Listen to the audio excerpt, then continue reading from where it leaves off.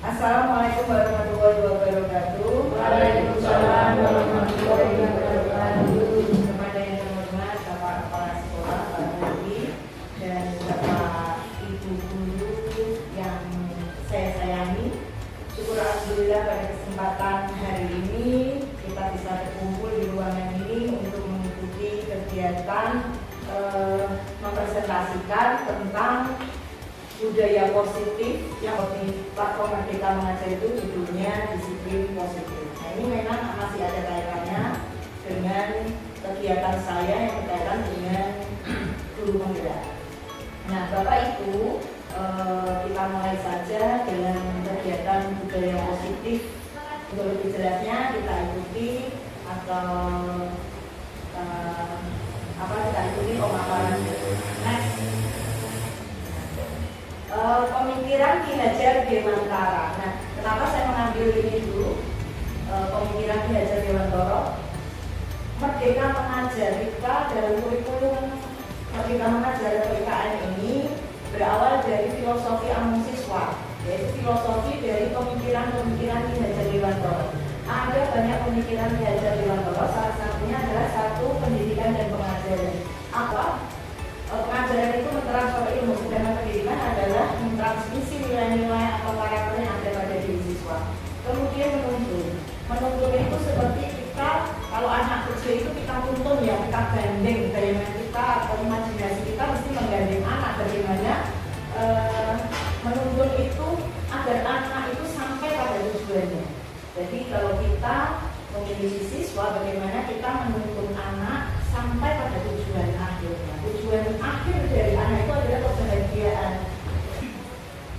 Nah, seperti yang dikatakan tadi bahwa pendidikan itu adalah memberi dukungan terhadap segala kekuatan kodrat yang dimiliki anak agar ia mampu mencapai keselamatan dan kebahagiaan yang setinggi-tingginya, baik sebagai seorang manusia maupun sebagai anggota masyarakat.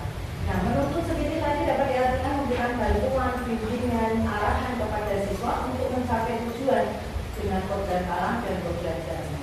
Nah, kodrat alam sendiri merupakan kondisi anak sejak lahir yang dipengaruhi kultur, budaya, dan lingkungan tempat anak berada.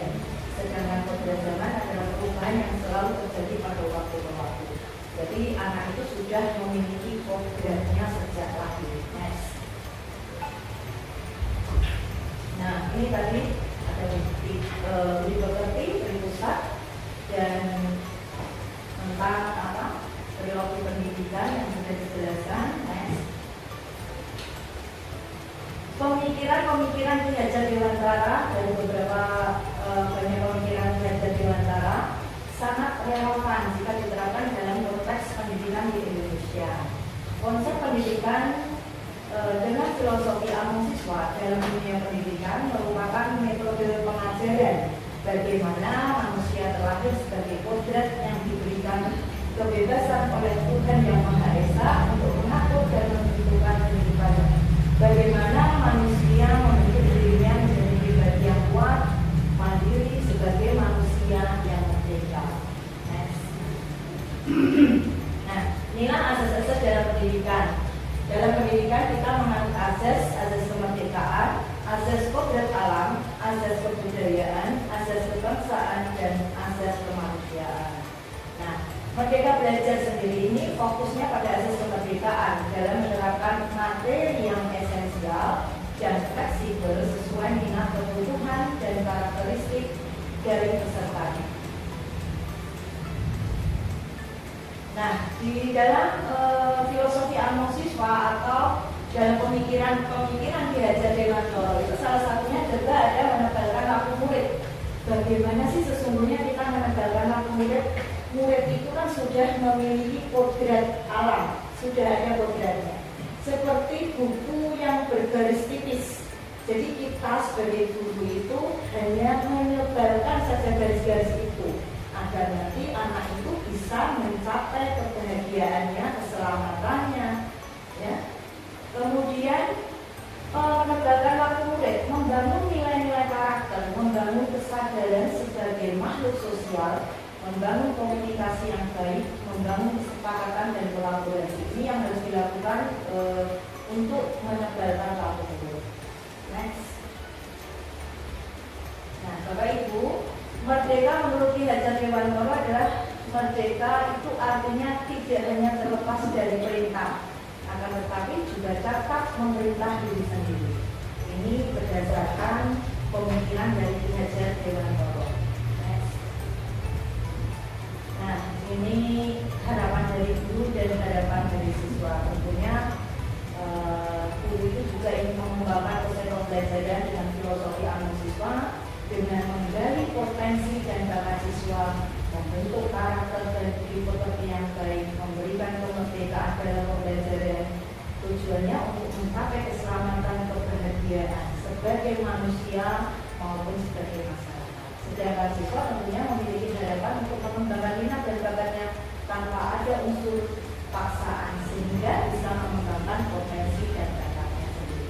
Jadi kita sebagai guru ini menggali potensi bakat dari siswa tanpa ada unsur paksaan. Jadi siswa itu di dalam dirinya itu sudah memiliki bakat, minat, potensi. Disitulah kita menebalkan laku murid yang sudah ada itu kita gali, kita potensi tanpa harus ada unsur paksaan. Kalau dulu mungkin kita dalam mendidik mengajar siswa itu guru yang mengarahkan untuk menjadi A, B, C atau menjadi merah, kuning, hijau, tetapi sekarang tidak.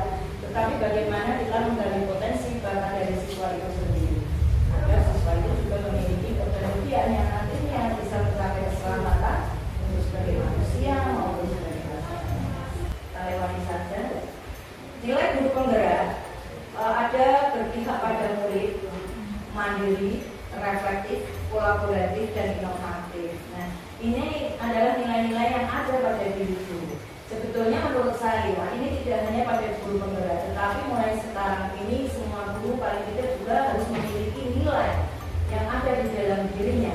Bagaimana guru harus berpihak pada murid. Guru juga memiliki kemandirian, guru harus reflektif, guru juga melakukan kolaborasi dengan semua guru, semua unsur dan semua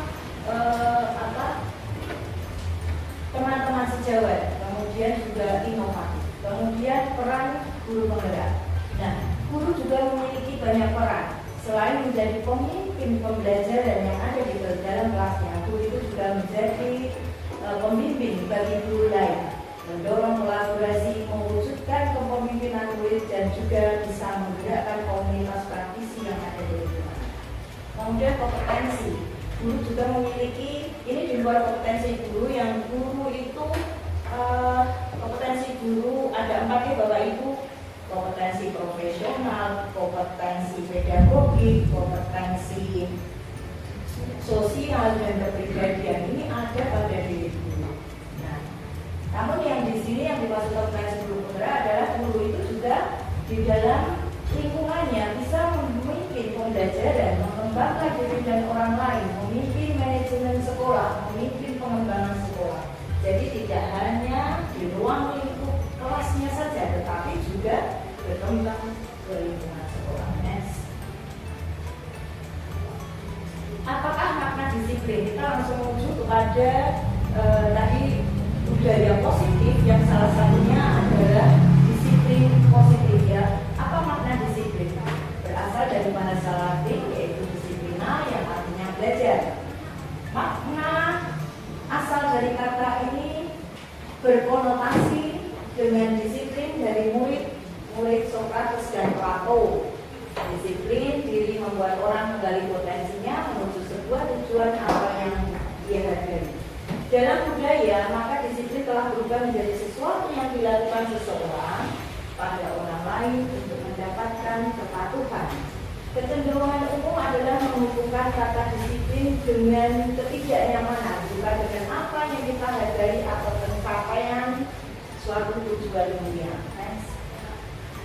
Nah, menurut Ki Hajar Dewantara maupun Diana Bosen, di mana kedua pakar pendidikan mengartikan disiplin sebagai bentuk kontrol diri, yaitu belajar untuk kontrol diri agar dapat mencapai suatu tujuan mulia.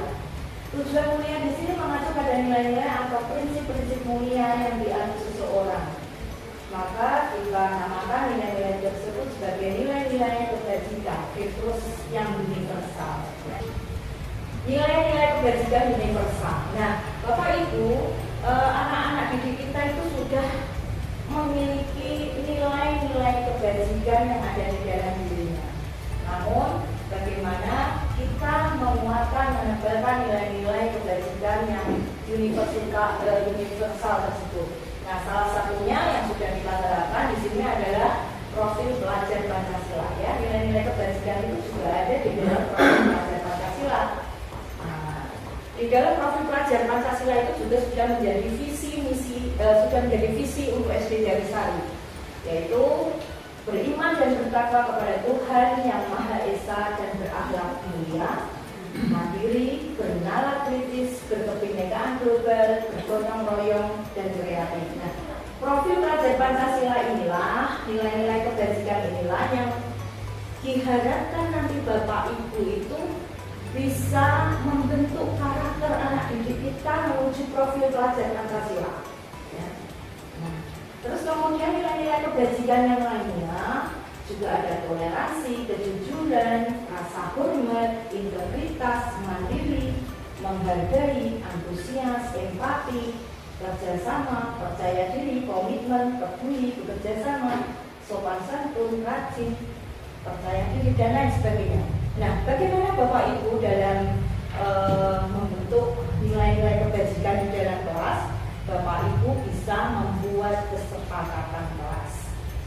Yang kemarin sudah pernah saya perhatikan bagaimana cara membuat kesepakatan kelas.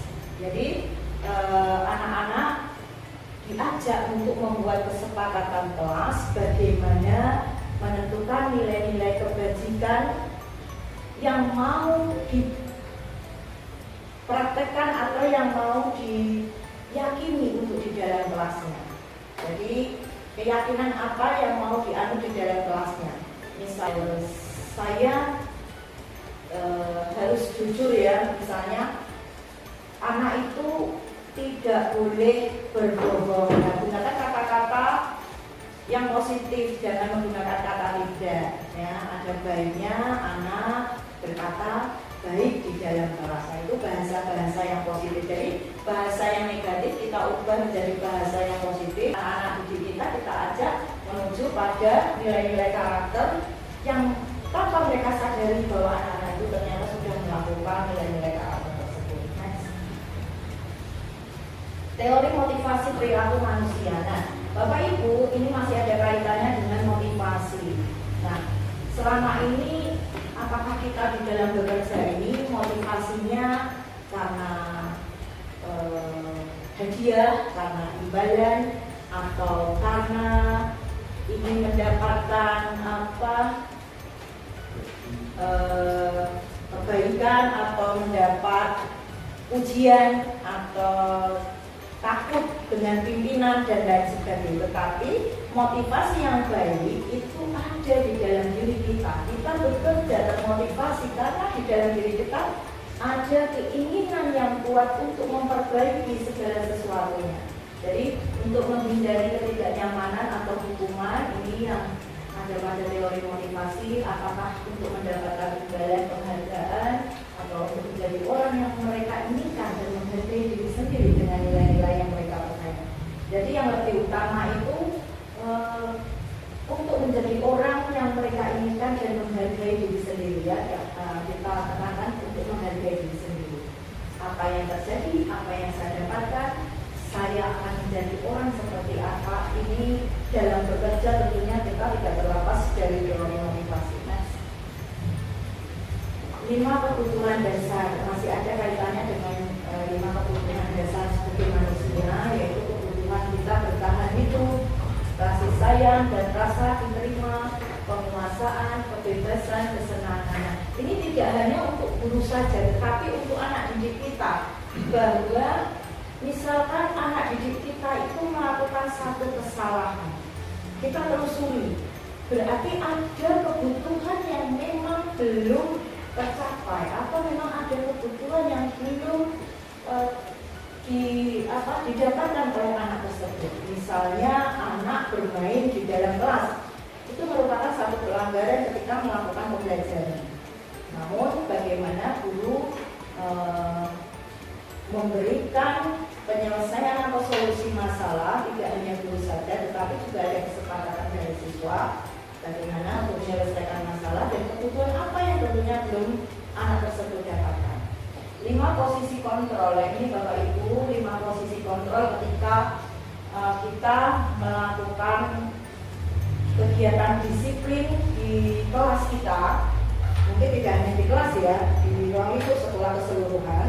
Perlu kita ketahui bahwa pada kita menggunakan 5 posisi kontrol ini, kita sebagai penghukum, ada juga sebagai pembuat merasa bersalah, ada juga yang membuat sebagai pemantau, dan sebagai manajer. Nah, sebagai penghukum, misalnya anak melakukan satu kesalahan, kita tidak langsung mengetahui atau mencari apa yang terjadi pada saat itu, kenapa anak itu melakukan suatu kesalahan. Tentunya ada alasan tertentu mengapa anak tersebut melakukan satu kesalahan. Tidak langsung kita anak tersebut kita judge bahwa kamu terus ya yang melakukan kesalahan. Setiap hari kamu selalu membuat gaduh, setiap hari kamu selalu membuat onar. Nah, kata-kata seperti itulah yang juga menjadi anak malah menjadi semakin bandel, semakin nakal. Nah, justru itulah itu sebagai penghukum, kalimat-kalimat sebagai penghukum. Next. Nah, ini Bapak Ibu, penghukum, seseorang penghukum bisa menggunakan hukuman fisik maupun verbal. Patuhi aturan saya atau awas kamu selalu saja salah. Ini adalah narasi-narasinya ya, sebagai contoh. Kemudian pembuat merasa bersalah. Pada posisi ini biasanya guru akan bersuara lebih lembut, membuat rasa bersalah, yang akan menggunakan kebeningan, membuat orang lain merasa bersalah, nyaman, merasa tidak nyaman, bersalah atau menjadi. Suatu contoh kalimat, ibu sangat kecewa sekali dengan kamu. Berapa kali Bapak harus memberitahu kamu ya? Gimana coba kalau orang tua kamu tahu kamu sudah berbuat seperti ini? Ini adalah contoh-contoh kalimat membuat merasa bersalah. Kemudian sebagai teman, guru pada posisi ini tidak akan menyakiti murid, namun akan tetap berupaya mengontrol murid-murid melalui persuasi. Posisi teman pada guru bisa negatif ataupun positif. Misal dalam kalimat, ayo bantulah demi Bapak ya. Ayo ingat ayo ingat tidak bantuan Bapak. Ayo ingat bantuan Bapak selama ini. Ya sudah, kali ini tidak apa-apa. Nah, itu adalah narasi-narasi jika guru memposisikan diri sebagai teman. Kemudian guru memposisikan diri sebagai pemantau. Memantau berarti mengawasi. Pada saat kita mengawasi, kita bertanggung jawab atas perilaku orang-orang yang kita awasi.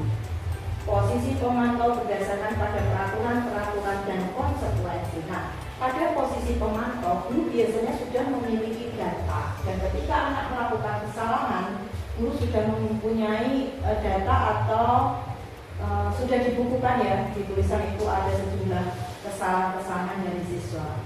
Misalnya peraturan apa yang sudah dilanggar, kemudian apa yang telah kamu lakukan, sanksi atau konsekuensi apa. Nah, kalau guru memposisikan diri sebagai manajer adalah posisi di mana guru berbuat sesuatu bersama dengan murid, mempersilahkan murid mempertanggungjawabkan perilakunya, mendukung murid agar dapat menemukan solusi atas permasalahan diri sendiri. Apa yang kita yakini kembali ke keyakinan kelas. Apa yang apakah kamu meyakininya? Nah, pada posisi manajer ini tentunya guru sudah membuat kesepakatan kelas bersama anak-anak. Jadi kesepakatan kelas ini penting sekali. Ketika anak-anak melakukan kesalahan, kita kembalikan pada kesepakatan awal yang sudah dibuat bersama dengan kelas. Next. Nah, apa itu restitusi? restitusi.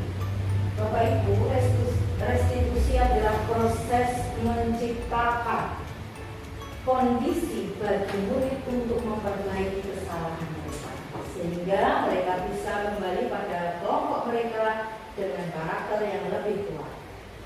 Restitusi juga merupakan proses kolaboratif yang mengajarkan murid untuk mencari solusi untuk masalah mereka dan membantu murid berpikir tentang orang seperti apa yang mereka inginkan atau menjadi tujuan mulia dan bagaimana harus memperlakukan orang lain. Jadi ketika murid itu melakukan satu kesalahan, bagaimana kita mengarahkan murid itu untuk mencari solusi pemecahan masalahnya. Jadi konsekuensinya ada dan murid bisa menyelesaikan masalahnya. Bagaimana keyakinan yang sudah dibuat itu atau keyakinan yang harus dilaksanakan. Nah, restitusi sendiri adalah sebuah cara menanamkan disiplin positif pada murid. Restitusi bukan untuk menebus kesalahan, namun untuk belajar dari kesalahan. Restitusi memperbaiki hubungan. Restitusi adalah tawaran, bukan paksaan. Restitusi menuntun untuk melihat ke dalam diri.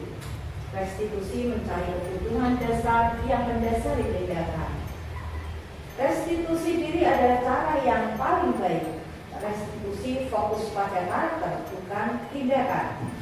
Restitusi menguatkan. Restitusi fokus pada solusi. Restitusi mengembalikan murid yang dibuat salah pada kelompoknya. Jadi mencari solusi pemecahan masalah. Nah, ini contoh video yang berkaitan dengan restitusi berdasarkan keyakinan yang kita miliki.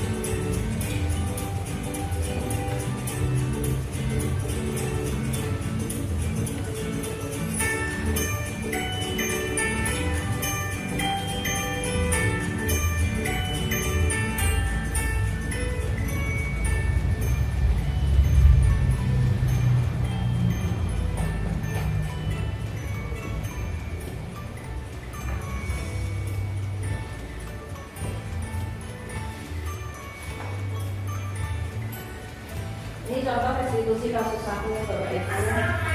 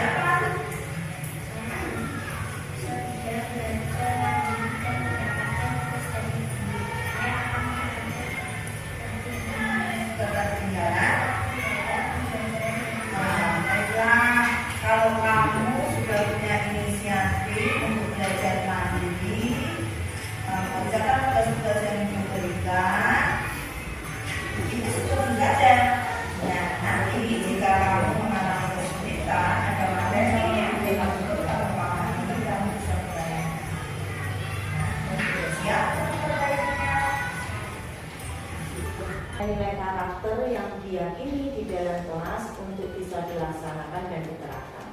Nah, Bapak Ibu, hubungan dan penghargaan.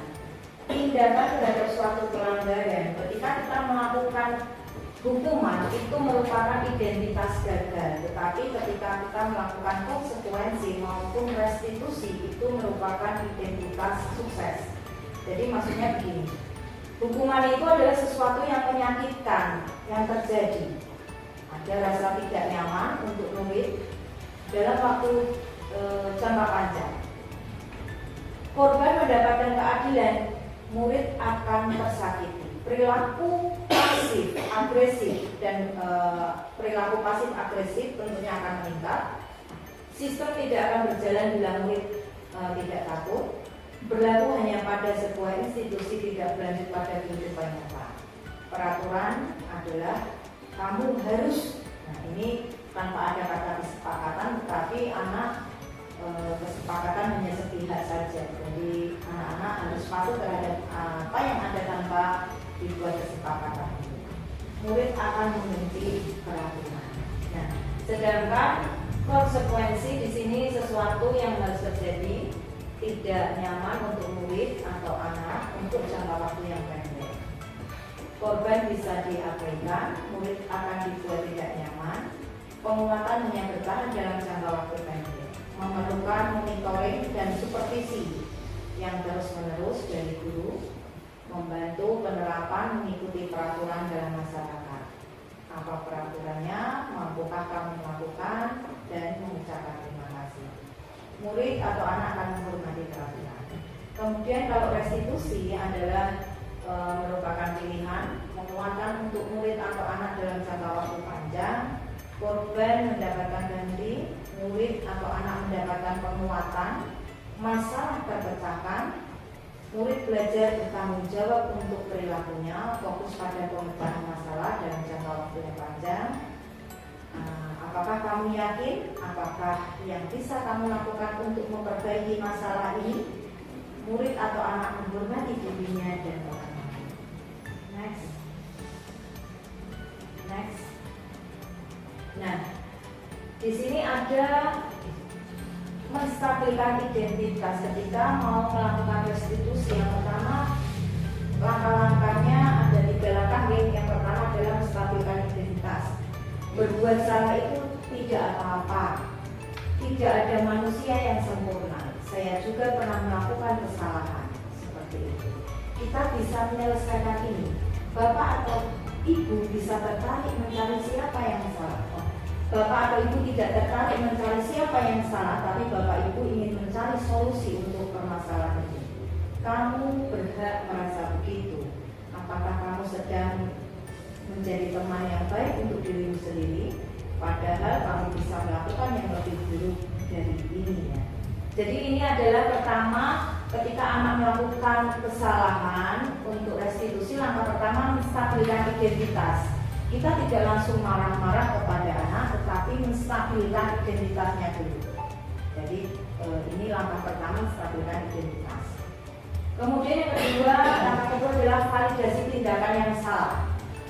Validasi tindakan yang salah, padahal kamu bisa melakukan yang lebih buruk dari ini ya. Kamu pasti punya alasan mengapa melakukan hal itu.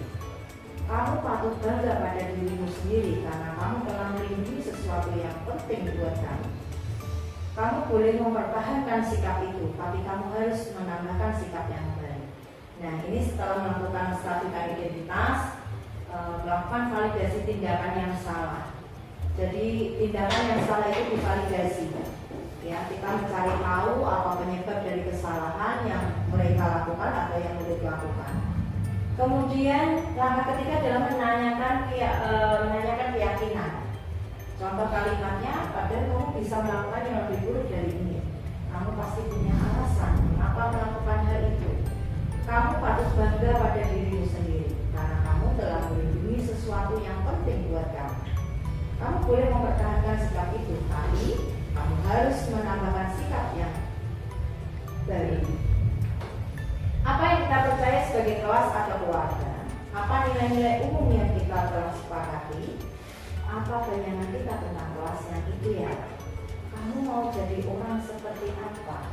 Nah, ini adalah menanyakan keyakinan bagaimana anak itu bisa menyelesaikan masalah yang sudah atau kesalahan yang sudah dilakukannya untuk memperbaiki dari kesalahannya. Jadi karakternya tetap bisa diperbaiki untuk memperbaiki karakter dari anak tersebut. Nah, Bapak Ibu coba ini yang mana merupakan keyakinan kelas? Yang sebelah kiri atau sebelah kanan? Yang pertama, datang tepat waktu, mengucapkan salam, menjaga kebersihan sekolah, berdoa dan sesudah kegiatan aktif dalam pelajaran. Selanjutnya yang kedua, kami guru dan murid yang saling menyayangi, menghormati, menghargai. Kami murid yang semangat belajar, kami murid yang peduli dengan teman-teman, kami murid berkata jujur dan sopan, kami guru dan murid menjaga kebersihan lingkungan sekolah. Ini adalah keyakinan kelas. Coba Bapak Ibu cenderung yang mana untuk membuat keyakinan kelas yang nanti bisa ditulis di kelas sebagai keyakinan. Jadi semacam peraturan keyakinan kelas, kalau istilahnya memang agak sedikit asing ya, kita mengenai peraturan kelas, tetapi di sini yang terbaru adalah keyakinan kelas. Ya, jadi yang kami guru dan murid yang saling menyayangi, menghormati dan menghargai. Jadi semuanya yang sebelah kanan itu menggunakan kalimat-kalimat positif. Peraturan yang ada di dalam kelas bagi keyakinan kelas menggunakan kalimat positif. Kami murid yang semangat belajar. Inilah contoh keyakinan kelas yang dibuat bersama dengan siswa. Next.